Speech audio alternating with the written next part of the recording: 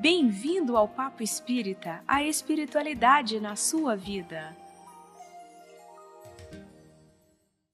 Sejam todos bem-vindos a mais um Papo Espírita. Hoje o nosso bate-papo é sobre as antipatias e simpatias na visão da doutrina espírita. Por que há pessoas de quem eu gosto e pessoas de quem eu não gosto? Para falar sobre isso, além da Miriam dos Anjos e da Thelma Alves, a gente trouxe como convidado Max Lano Lacerda, que é trabalhador espírita aqui da Comunhão e da FEB. Seja bem-vindo, Max, tudo bem? Muito obrigado, Ana. É uma simpatia estar com vocês. Graças a Deus, é uma simpatia mútua, não é? Vamos conversar sobre isso, Max. O cristianismo prega o amor entre todas as pessoas, o perdão ilimitado, porém a gente sabe que a gente está muito longe de estar vivendo nesse clima de tamanha harmonia. E todos nós temos pessoas de quem a gente gosta, pessoas de quem a gente não gosta, seja porque às vezes a gente tem uma antipatia gratuita, pelo jeito daquela pessoa, algo que ela pode ter feito para nós, crenças que ela tenha, mas a gente sabe que a gente deve procurar a simpatia entre todos. O que a doutrina espírita fala sobre isso? Porque muitas vezes a gente justifica dizendo que uma antipatia vem do nosso passado espiritual. Mas eu posso dizer, mas eu não quero nenhum relacionamento com essa pessoa deve ter me feito um mal lá atrás. Como é que a gente pode encarar isso? Jesus nos ensinou que o reino dele ainda não é deste mundo. E vamos lembrar que Jesus tinha inimigos. E muitos, E vamos pensar, o que ele fez para ter inimigos? Ele só trouxe o bem. Por onde passou, suas marcas foram todas de amor, de dedicação, de abnegação, de renúncia, de sacrifício até do próprio corpo, para poder fazer com que nós, o rebanho dele, pudéssemos ir aproximando dessa lei que ele vinha nos ensinar, que é a lei de Deus, né? Se ele, que é o maior de todos os que vieram à Terra, não conseguiu a simpatia de todos, isso significa que o mundo que nós estamos realmente ainda é muito inferior, por isso o reino dele não é daqui, porque o mundo dele é muito superior, e esse mundo, ele comporta as situações em que o mal ainda prevalece. O nosso mundo é chamado mundo de expiações e provas, estamos caminhando pouco a pouco para o mundo de regeneração, já tem alguns setores do nosso planeta que já estão regenerados, mas a esmagadora maioria ainda é expiação e prova. Uhum. O que significa isso? Que nós temos o personalismo, o egoísmo, centrando as nossas ações. Então eu, criatura humana, nesse mundo ainda sou egocentrado. Eu penso em mim primeiro, antes de pensar no outro. Isso é quase que instintivo ainda. Uhum. E isso não é porque eu sou mau. Isso é porque é uma herança do meu primitivismo que vem acontecendo no processo evolutivo. Há muito pouco tempo, eu estou falando muito pouco tempo, porque 40 mil anos não é nada em termos de tempo geológico, que nós largamos a primitividade do homem bem primitivo mesmo, aquele que ainda nem civilizado era. Tem muito pouco tempo. A civilização no mundo se estabeleceu há muito pouco tempo. Então, naquela ocasião, nós vivíamos para sobreviver. Se eu matasse uma caça, a única coisa que eu não ia fazer é dividir com você, que não é da minha tribo. Por quê? Porque senão vai faltar para a minha tribo. Não tem nada de errado nisso. Só que hoje, com todo respeito, tem gente que guarda freezers com picanhas, não sei mais o quê, e não divide com os que estão tendo nenhum pão para comer. Ora, não é mais a questão de faltar, negar porque vai faltar. É a questão de negar porque dentro de mim ainda há esse egocentrismo. Eu me centro em mim e pouco me importo com o outro. Isso é a exacerbação do egoísmo e do orgulho ao mesmo tempo, né? Você coloca as duas mais críticas situações que fazem com que hajam as inimizades, as antipatias, hajam os desconfortos nas relações. Tudo isso nasce dessa essência primitiva que ainda nós herdamos de nós mesmos lá do passado. Mas, como você disse, nós não vamos ficar eternamente nisso. O meu reino ainda não é deste mundo, disse Jesus. Eu não vim trazer paz, eu vim trazer espada. O que significa isso? Ele veio nos dividir. Se você já está convicta de que os valores essenciais da vida estão no Evangelho, que você, na essência, é espírito imortal, que você deve fazer o bem porque somente isso te dará paz, você vai estar dividindo a sua família que não pensa assim. Se tem alguém da sua família que não compactua dessas ideias, mesmo sendo da sua família, já vai ter uma certa antipatia por Vai você. gerar antipatia, né? Vai Max? gerar antipatia. Então, as ideias novas, elas são movimentos que causam mal-estar no que está estabelecido, aquele famoso ego, o status quo estabelecido. Toda vez que você traz uma ideia nova, pode observar a história do planeta, as civilizações, todo, você vai ver, sempre tem os mártires. Por quê? Porque quem está estabelecido na zona de conforto não quer saber de zona nova, não. Não quer mudança. Não, porque está tudo bom para ele, da visão dele, bem reduzida, né? Então, quando as ideias vêm, como Jesus foi um revolucionário do amor, por isso é revolucionário entre aspas. Ele não fez nenhum movimento guerrilheiro, nada disso. A revolução dele é pelo amor, ele impactou pelo amor, sem nunca levantar a voz contra ninguém, sem nunca impor o ensinamento dele a ninguém. Mas mesmo assim, aqueles que estavam estabelecidos naquela época, nos poderes, né, que nós lembramos, o assassinaram. Por quê? Porque ele estava incomodando a condição anterior. Se sentiram atingidos pelo discurso dele e isso gerou a antipatia. E essa antipatia pode ser tão forte que gera a inimizade, que pode gerar o que se chama grave, né? Que é odiar o outro. Não querer absolutamente nada de bem por ele. Por contrário, se puder desejar a morte do outro, ele deseja. Então esse é o extremo da antipatia, quando a pessoa então está cada vez mais escura por dentro. Quanto mais escura por dentro, quanto mais fechada em si mesma, mais essa tentação de agir dessa maneira se impõe. Sim. Mas, quer falar, Thelma? Não, que às vezes fica um pouco abstrato, né, quando a gente vai falando, por exemplo, simpatia está pensando naquilo que me é semelhante. Antipatia fez alguma coisa que eu não gostei ou eu fiz a alguém, né?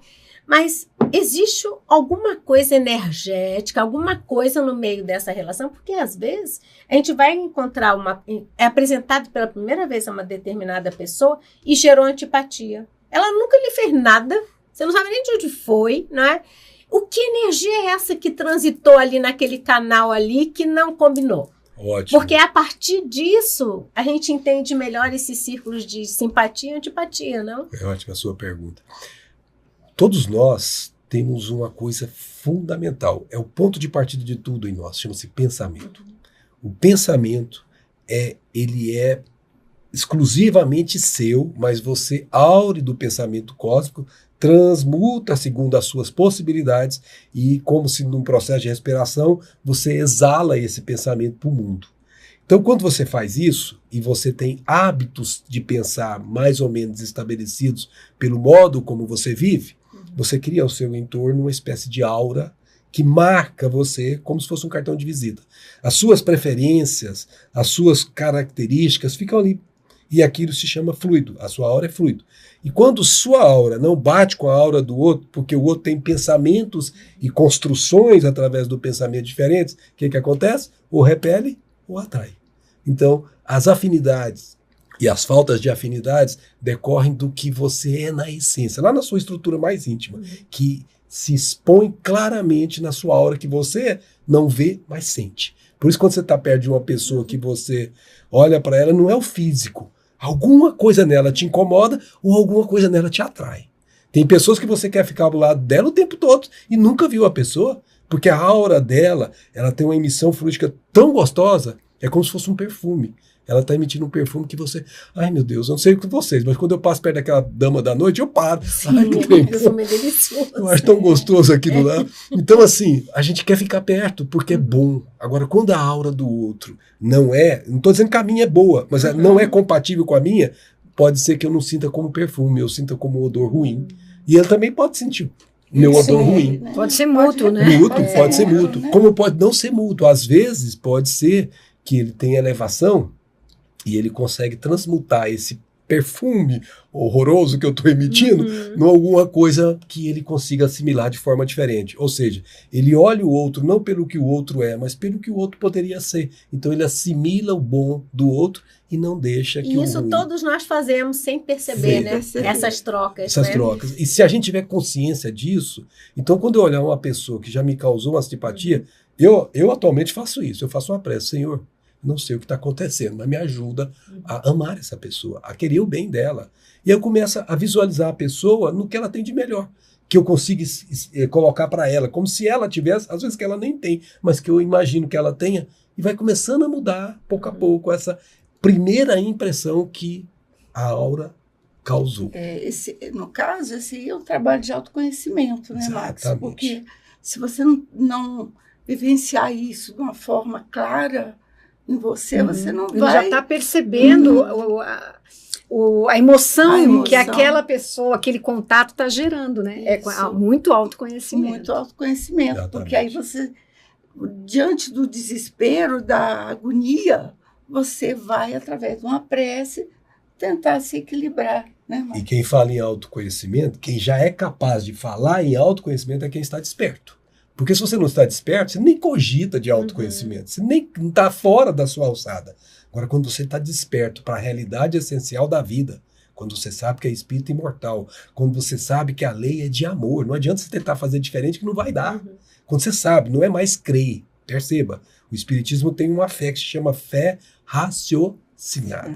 O espiritismo dá uma margem tão grande de bem-estar íntimo, quando você estuda e compreende, você passa a ter convicções que são inabaláveis. Porque é como 2 mais 2 são 4. Se alguém falar o contrário, a gente interna no HPAP, não é? Porque não tem como contestar uma verdade como essa, não é? É algo que já está estabelecido. E as verdades espirituais, elas também vão se estabelecendo, não porque nos impuseram, mas porque elas foram assimiladas por raciocínio lógico. Elas passaram pelo crivo da razão. E quando isso acontece, eu passo a ficar no campo desperto que se chama razão. Aí eu sei porque eu faço, eu sei porque eu não devo fazer. E a gente lembra de Paulo, que estava nesse estágio. Ele diz, tudo posso, mas nem tudo me convém. Eu posso falar para você, eu não gostei dessa pessoa, não quero nem ficar perto. Eu posso fazer isso? Não posso? Mas não devo. Por quê? Porque a minha faixa de conhecimento já me dá responsabilidades de não agir assim mais, porque eu estaria afrontando a minha própria consciência, que reflete a consciência cósmica. Então eu entro em dissonância com o Pai. Entrei em dissonância com o Pai, eu estou mal comigo mesmo. Não tem como você ficar bem com você mesmo quando você não faz a vontade do Pai. E a vontade do Pai é uma só, que nos amemos uns aos outros. Não tem mais do que esse isso. caminho, né, que você está falando é interessante, porque entrar nesse processo de perceber simpatia e antipatia por alguém numa relação, né, significa também que eu preciso fazer esforço para mudança, né? Porque se eu estou muito fechada, como você falou, dentro dos meus valores, das minhas crenças, que essa é a verdade, esse é o jeito, e eu não quero mudar, tudo será antipático, É verdade. né? E a gente perde um tempo precioso e oportunidade de conhecer pessoas com outras mentalidades, né? Porque nesse processo, acho que a ideia nova, ou seja, a ideia diferente da minha crença, o valor, faz com que eu reflita, né? Que eu repense, né? Essa situação. E com relação a isso, né? A gente atrai, então. Atrai. E aí a gente chama no espiritismo, na doutrina, que quando está desencarnado e aquele que está antipático a você é o seu obsessor, né? Como é que a gente vai tratando dessa relação? Então, veja só. Porque tudo é igual, né? Se eu, por exemplo, fui antipático porque eu fiz alguma coisa que te machucou, ou se eu fui antipático porque as nossas auras não estão em simultaneidade de relações evolutivas, ou seja, os seus gostos e preferências são diferentes dos meus, você tem uma busca de coisas que eu não busco. Então, por exemplo, quando acontece, por exemplo, na minha família, tem gente que não é espírita e está levando uma vida de outro rumo, né? E que assim, quando eu olho como se fosse ele, puxa, mas ele está perdendo um tempo danado como eu perdi, né, antes. Mas eu não posso mudar o outro. O que eu posso fazer? O jeito que eu viver silenciosamente, ou seja, as minhas atitudes, tem que de alguma forma gerar esse perfume que a gente falou agora há pouco. Ele tem que perceber no seu silêncio aquilo que está caracterizando paz. Certas vezes as pessoas perguntam pra gente, nossa, mas você parece que está tudo bem com você? Sim, está tudo bem comigo. Por quê? Porque eu estou em paz intimamente. Então, se vem um problema, aquele problema a gente faz dele uma situação de aprendizado, como você falou. Se eu vou conviver com pessoas difíceis, isso é uma excelente oportunidade. Se ele é encarnado, a gente chama de personal trainer, né? Se ele é desencarnado, é espiritual trainer, né? Ou seja, qualquer que seja esse obsessor ou esse problema, que alguém diga problema, que na verdade é desafio, desafio, Sim. a gente vai obter daí as experiências para crescer. Mas, como a gente falou no início, tem que ter consciência disso. Você tem que saber que você tem que se esforçar. Não vai dizer que é fácil, não, que não é. Nossa, Max, se você estivesse perto daquela pessoa, você não ia aguentar. E não aguenta mesmo se você não se esforçar. Porque a pessoa realmente é um trem complicado, né? Como diz o outro. E você sabe que você tem que lidar com ela. Ontem, inclusive, eu estava no tratamento dentário, né? A gente vai passando das idades, tem que manter a boca adequada, né? E aí o odontólogo conversando com a menina, que é estudante de odontologia, e falando, mas ele é muito chato. Tá, eu cheguei e peguei a conversa do meio, né? Mas eu tô captando aqui o que eu peguei. Ele é muito difícil de lidar com ele. Se eu pudesse, eu não ficava perto dele. Então, esse é o problema. Mas ele percebia no outro valores técnicos que interessavam a ele. Então, as coisas que não eram boas, ele tentava repelir. As coisas que ele desejava pelo interesse dele, de aprendizado, ele tentava buscar. Então ele fazia, na verdade, não esforço. Ele estava lá porque precisava, tinha recurso. Se pudesse ser outro, ele gostaria que fosse. E o que eu faria diferente? Olhar para ele, puxa vida, que pessoa boa, né? Ela tem tanto conhecimento, tanta coisa boa para me dar. Mas ela também assim meio... Mas é o jeito dela, vamos respeitar o jeito dela. Ele é muito sistemático, como ele falou, mas é o jeito dela. Que bacana, eu vou aprender um pouco a sistemática dele. Quem sabe eu também não preciso ser um pouco mais sistemático. Então você começa a ver no outro oportunidade de crescer e não de atacar ou de repudiar. E essa é a diferença de quem faz paz dentro de si e de quem faz guerra fora. Eu só queria colocar aí, e no caso, reforçando ainda a questão familiar, né, Max? Nossa. A questão familiar é bem complexa, né? Porque Reduto. você vai ter que conviver, né, com determinadas pessoas, porque amigos você até escolhe. No trabalho você consegue mudar, então você pode administrar. Mas quando é um processo em casa, né, familiar... Cônjuge e filhos, né? Porque tem aquele que tem uma simpatia muito grande. O outro já é um problema. Sogra, sei lá, genro, nora. Gente, nós somos sogra, gente. Então, nós sabemos que, se você buscar lá no livro Nosso Lar, tem uma senhora que chama Senhora Laura. Lembra dela? É aquela que abrigou o André Luiz na casa dela. Senhorinha que me ensinou tanta coisa. Ela tem uma aula que ela tinha aprendido e que ela reproduziu para o André sobre casamento. E ela disse que a esmagadora maioria dos casamentos da Terra são de ajustes. De almas afins, alguns. E de casamento totalmente de almas que estão no mesmo nível, raros, muito raros.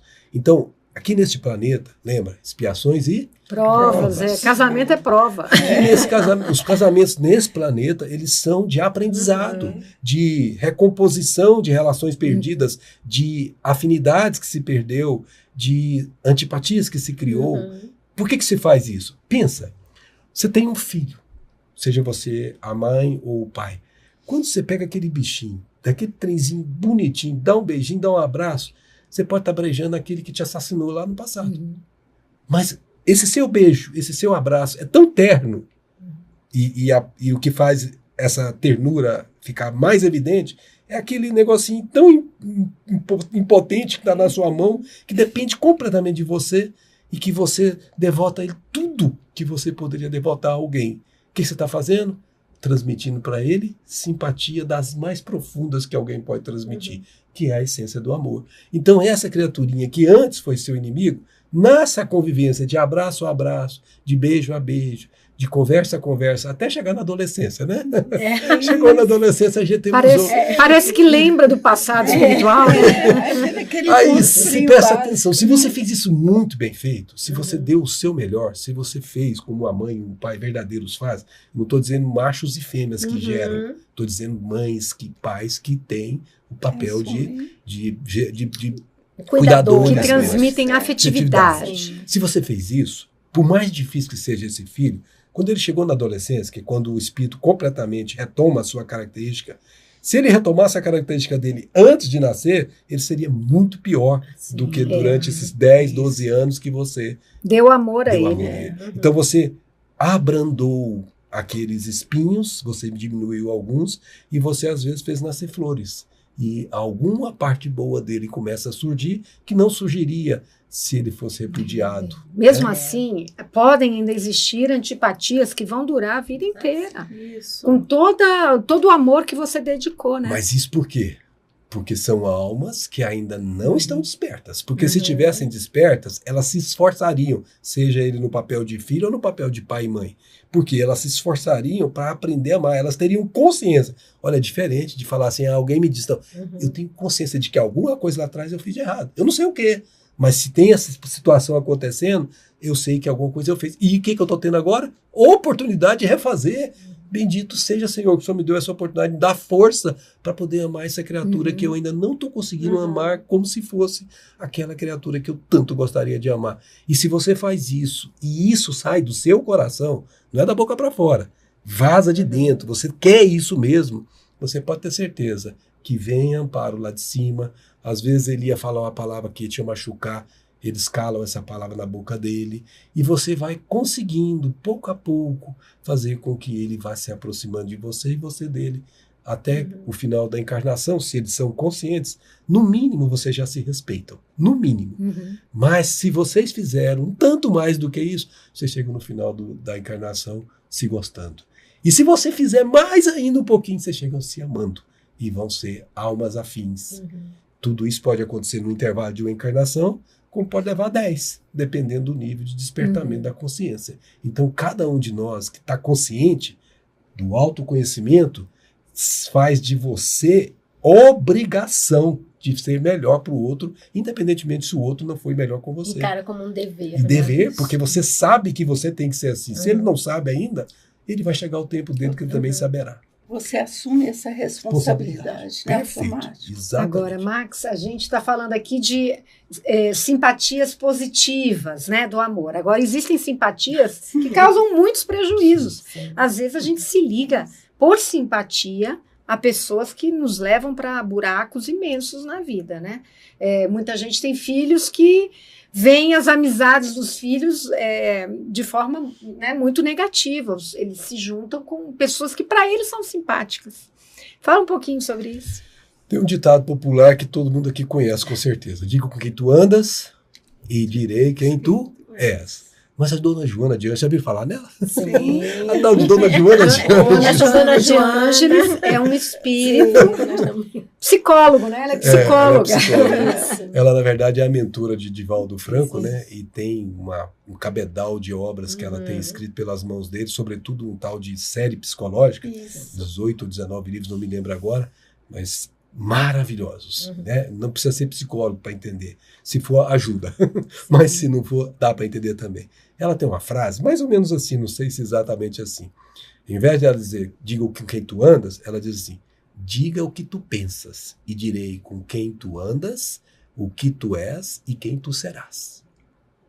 De novo, a força do pensamento é aquela que vai fazer você se aproximar ou se afastar das más companhias.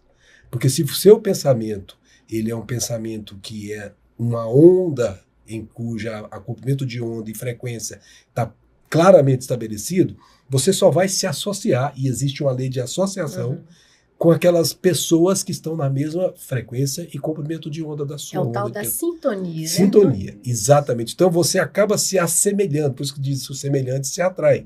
E é verdade, você acaba se assemelhando. Então você se nutre deles e eles se nutrem de você naquilo que se chama pensamento, tanto encarnado como desencarnado, porque pensamento não importa se está encarnado ou desencarnado, ele vai ser sempre nascido de você e assimilado de outrem. Então o que você, na verdade, faz durante a sua vida?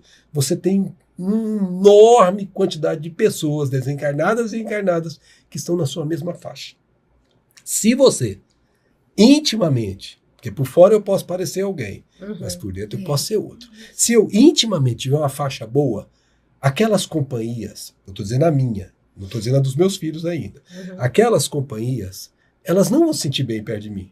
Não é que elas vão ser antipáticas. Elas assim, você não tem interesse nele, não. Você não então, o que ele fala, o que ele faz, as coisas que ele gosta. Então, ela simplesmente, naturalmente, não te procura. Mas se você é aquela pessoa que, puxa vida, olha, ele falou exatamente o que eu queria ouvir. Puxa, olha o jeito que ele fez. Você passa a ser um êmulo para o outro que já está vibrando na sua frequência. Então, as suas companhias ocultas ou declaradas, porque as ocultas são muito maiores do que as declaradas. Elas vão dizer da sua própria vontade, da sua próprio jeito de ser, do seu próprio jeito de pensar.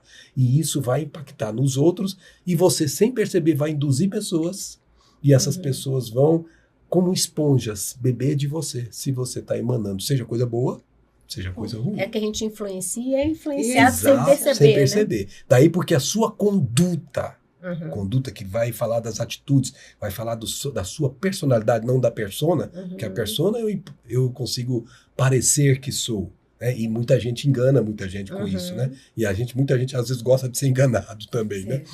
Se você mostra a sua essência intimamente, na essência os que se associam a você são do mesmo naipe.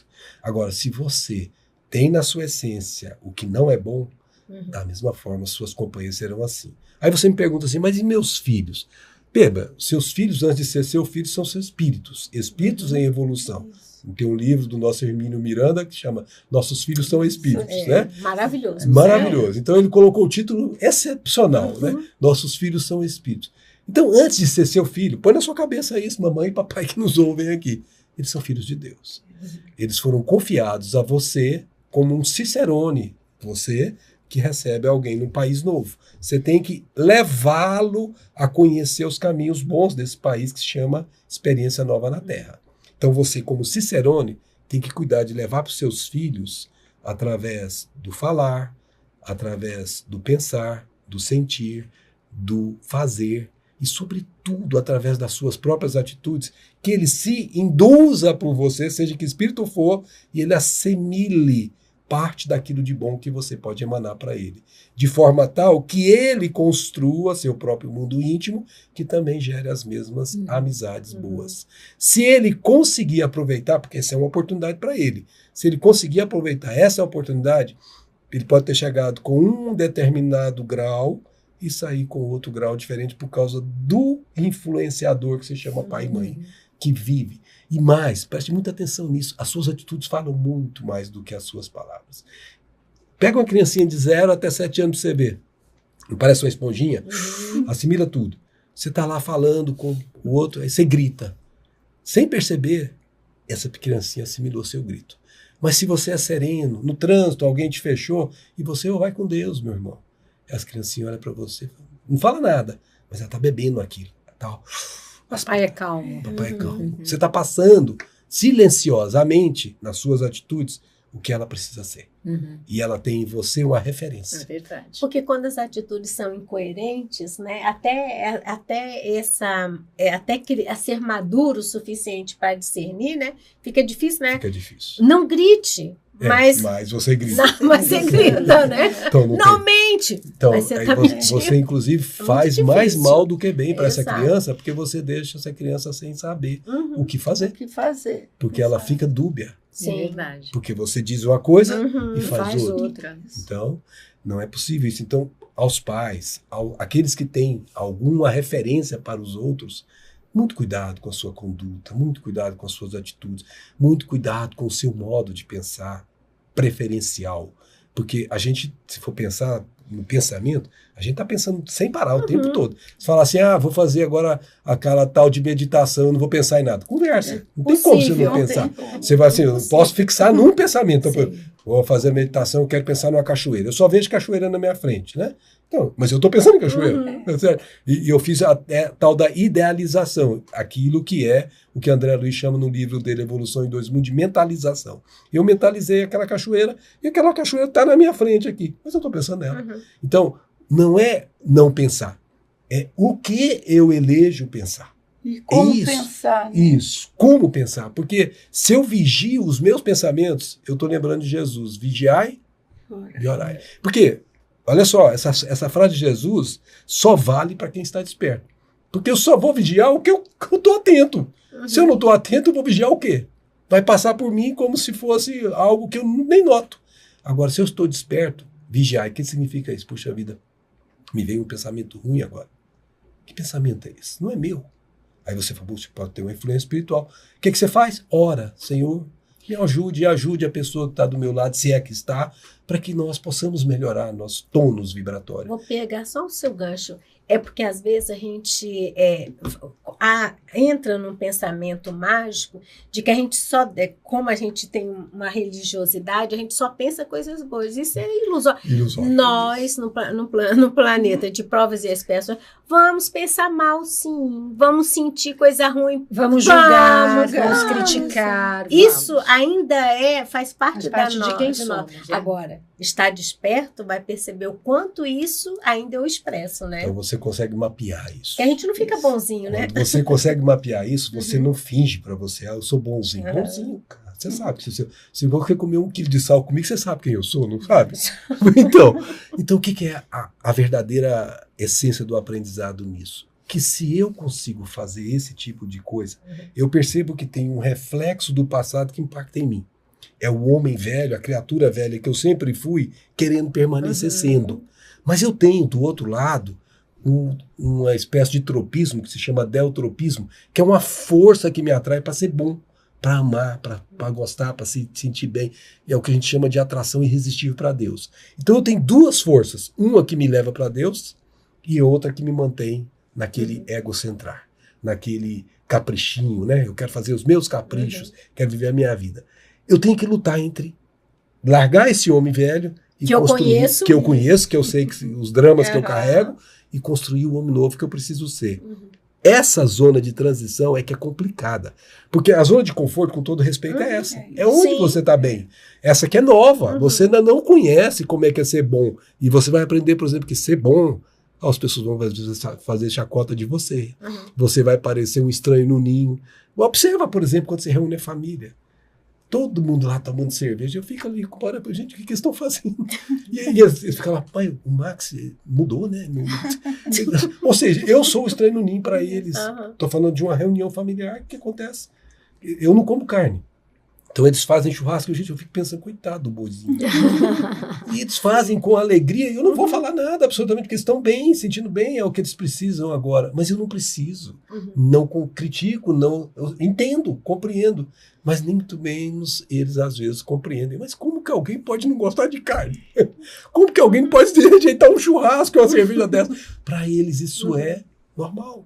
Então, esse movimento de sair daqui e entrar para cá é o complicado. Ele requer esforço, Esforço, né? E muita persistência nesse esforço. Determinação. Então acordou, você despertou, você sabe que tem que fazer, você já entra nessa zona de desconforto. E se você persiste, apesar dos embates da vida, quando você chega do lado de cá, independentemente do que o outro fala de você, você se sente bem. Você está bem onde você estiver. Então essa transição é que é o problema que a gente precisa vencer. E você já está dando nosso tempo, mas essa sua postura também me remete a um outro tipo de comportamento que a gente tem que prestar atenção para não gerar também antipatias. Né? Você não come carne, você não bebe a cerveja, mas nem por isso você está criticando e nem fazendo com que os outros deixam de comer carne, que os outros deixam, não é? Exatamente. Ok, cada um faz aquilo que está bem. Eu também estou bem do meu jeito, que às vezes a gente entra nesse processo de como eu estou bem, achando que os outros também têm que estar no mesmo nível de bem que eu considero, então tem que vir todo mundo para esse lado. Eu não vou para o lado de lá, mas eles têm que vir para o lado de cá, né? Tem que pregar, né? Pregar o que é a minha vivência. Isso é o que a gente aprende, não se violenta consciências, né? Cada um tem o seu tempo. Então, lá em casa, por exemplo, se eu fosse fazer isso, é mais fácil eles me mandar embora, porque todo mundo come carne, do que eu conseguir. Então, a gente combina tudo bem, faz meu ovinho gostoso, maravilhoso, que eu adoro, todo dia eu como, a maravilhosa galinha, que não precisa morrer para me dar o ovinho, me fornece a proteína que eu preciso, e tá tudo bem, eles comem a carne, a gente tá feliz, cada um ao seu tempo. Minha esposa diz assim, não tem encarnação, meu amor, pode ficar tranquilo. Eu quero aproveitar essa fala da Miriam, de que a gente não deve angariar, né, mais antipatias, porque a gente já vem angariando antipatia. Aí despertamos, né, Max? Nossa, tenho que angariar simpatias e tenho que pedir perdão pelas antipatias, pelo aquilo que eu fiz, mas digamos assim que eu prejudiquei alguém ou mantive uma antipatia com alguém muito próximo, com um pai, uma mãe, alguém que me incomoda muito ter angariado aquela antipatia, essa pessoa já está no mundo espiritual. O que a gente faz, Max? Pois é Ele está no mundo espiritual, mas está vivo. E ele se conecta com os seus pensamentos se você evocá-lo. Não é necessariamente que ele vai vir para uma reunião mediúnica e dar a passividade. Não, você entra em conexão com ele. Então você tem como, pelos seus pensamentos, pedir perdão. Você tem como colocar, isso tem que partir daqui. Porque se for da boca para fora, ele percebe na mesma hora. Ele tem que vir daqui, ó, sinceridade. Eu errei, você me perdoe. Eu não tive coragem de pedir desculpa para você naquela época. Eu me envergonhei. E mais do que isso, o modo como você está vivendo hoje vai falar mais alto do que esses seus pensamentos que você está emitindo. Porque ele capta o pensamento genérico, que é o seu hábito de viver. Então ele te vê fazendo um trabalho social em benefício de alguém e que você não faria antes. Ele sabia que você não fazia antes e que você passou a fazer. E você está fazendo com alegria. Ele percebe. Você não está fazendo para ele ver, mas ele está vendo. Ele está vendo que você está se modificando. E não há como, Ana, uma pessoa perceber que a outra está se modificando sem ela ficar alterada. Ela vai ter alguma alteração íntima. De início, ela resiste. Isso aí ele não vai conseguir muito tempo. Ele vai fazendo Eu conheço ele. Eu conheço, eu sei que ele vai errar. Mas se você persistir e se você passar por uma situação que pode ser uma aferição de valor e ele perceber esse momento, ele quebra a resistência. Vamos pegar o caso do Divaldo, com aquele Máscara Negra. Sim. Quando foi que o obsessor Máscara dele... Negra, quem era? Era um obsessor que durante muito tempo perseguiu o Divaldo, né? Inclusive induzindo-o ao suicídio, né? Perseguidor espiritual. Espiritual. E o que aconteceu? Quando foi que o Máscara Negra, o obsessor de Divaldo, realmente dobrou-se? Quando o Divaldo recebeu a mãe dele, no novo corpinho de criança, e a abraçou como se fosse filha dele mesmo, e ali quebrou todas as resistências de alguém que tinha ódio pelo Divaldo. Amor acaba com tudo. Todas as resistências, Aliás, todas as antipatias. Dona Joana de Anjos tem um livro, O Amor Venceu. O amor vence sempre. Quer dizer, a gente tem que construir o amor dentro de nós. Porque é isso que vai quebrando antipatias nossas para com os outros e dos outros para conosco. E né? pouco a pouco nós vamos fazendo, com o modo de viver assim, que as simpatias sejam cada vez maiores e as antipatias sejam cada vez maiores. Mas você ainda vai ter antipatia, Sim. porque são aqueles modos de pensar que não coadunam com o seu, que ele um dia vai mudar. E como você falou no começo, nós vamos um dia chegar todos na tal da fraternidade universal. Mas quando? Quando todos nós estivermos pensando e agindo no bem de forma equivalente. Então, o que eu faço é como se você estivesse fazendo para mim ou eu fazendo para você. Não importa. Não é mais o personalismo, é o alô. Você vai olhar pelo outro como se o outro fosse você. E não terá diferença. Isso, um dia, será o objetivo desse planeta. Mas até lá, nós vamos ter que passar pelas provas, pelas dificuldades, vencendo as nossas naturezas íntimas ruins, que geram antipatias também. E a gente tem um passado espiritual gigantesco de antipatias, né? Já construído. Então, se a gente despertou nesta encarnação, nós vamos passar muitas ainda, desmanchando esses laços de antipatia que a gente criou, né, Max? E aí uma coisa que a gente gostaria de falar, né? Você não pode evitar que algumas pessoas se antipatizem com você. Mesmo porque, às vezes, a sua atitude incomoda aquela pessoa porque ela vê em você um bom exemplo e ela ainda não é. Quer. Então, você não pode evitar. Isso não está nas suas mãos. Mas você pode evitar de fazer antipáticos. Você não precisa fazer antipáticos. Você tem que fazer pessoas simpáticas a você. Então, ter inimigos não é escolha. Agora, fazer inimigos é escolha. Entendeu? Ter antipáticos não é escolha. Agora, fazer antipáticos é escolha. Sim. Então, faça o seu melhor como se você estivesse fazendo o seu melhor mesmo, que você dá conta. E deixe que Deus faça o resto. As suas simpatias vão ser muito maiores do que as antipatias ao longo do tempo. Com o tempo acabando, hoje eu quero pedir a última mensagem do Max, né? Max, como nos reconciliarmos com quem antes tínhamos antipatia? E fala sobre a importância de angariarmos simpatias e perdoarmos as antipatias. Então, nós temos que fazer esse trabalho primeiro em nós mesmos. Porque ninguém muda o outro. Você muda a si mesmo. Mas você influencia no outro com as suas referências silenciosas. Não é tentando convencer o outro que você vai ganhá-lo. É tentando convencer você mesmo.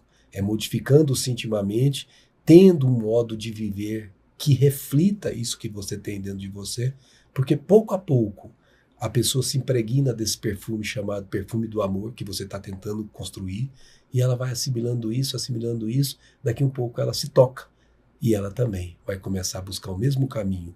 Então dê tempo ao tempo, mas trabalhe sempre, sirva sempre, porque isso vai fazer a modificação na hora certa, no limite da resistência do outro que ele tem. E temos que respeitar o limite de resistência de cada um, porque ninguém se dobrará facilmente enquanto não sentir. Veja que não é raciocínio, enquanto não sentir que aquilo é o melhor para ele. E também, às vezes a gente começa uma encarnação de um jeito e a gente vai passando o tempo e vai angariando todos esses conhecimentos, né?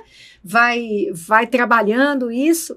E tem gente que está achando que a gente ainda é aquela pessoa do passado, mas nós já estamos transformados. Então, a pessoa te reencontra e você tá diferente. E leva um tempo, né, para aquela pessoa assimilar e vencer as resistências e se tornar uma pessoa simpática para você. Se ele era simpática antes, agora tornou-se antipática. Ou não, né? Ou era antipático porque você era uma pessoa Também antipática, que angariava antipatias. E se tornou. E você se tornou uma sim, pessoa simpática, né? Dentro de tudo Aí isso te que nós encontra falamos. e fala assim, quem te viu, quem te vê. Nós todos podemos mudar, não é não, Max? Aliás, essa é a essência do viver, né? Exato. Se nós nos fecharmos no homem velho que temos sido, nós estamos jogando fora a encarnação. Exato. Meninas, obrigada pela presença de vocês. Max, super obrigado. Eu que agradeço. Você vai fazer uma palestra também sobre antipatias e simpatias. Você quer dizer aonde que você vai fazer? Nós Onde estará? fizemos algumas, né?